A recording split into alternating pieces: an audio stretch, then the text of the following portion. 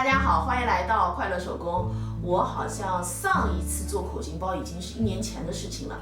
口巾包呢，都做简单，那用起来呢更是耐用。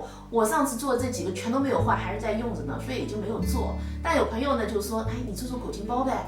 那也行啊，好久没做了嘛，所以今天呢和大家分享一个口巾包的做法哈，从画图纸开始。我这个呢是一个方形的口巾，我们首先用圆规哈量出这个口巾的高度，然后呢我们准备180克的铺棉，在铺棉上边呢我们用刚才量过的这个高度哈画一个圆，咱们需要在这个圆上面呢剪一个口子，这2条半径的间隔呢就是咱们口巾的高度哈。这个材料呢需要2份，我们把它烫在面子上，放1厘米的缝缝哈，还需要准备2份里子，咱们口巾的侧边材料呢就准备好了。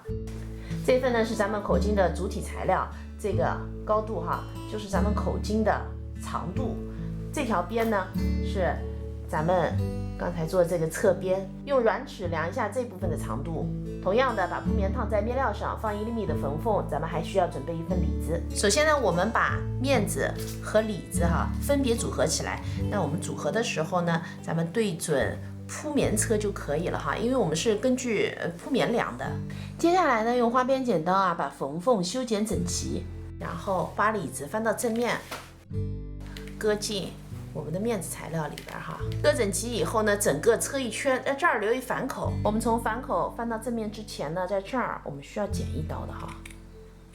这儿我是来回车过几针的，一定要牢一点。翻到正面后呢，我车上了包带哈。最后一步呢，就是缝上口巾了。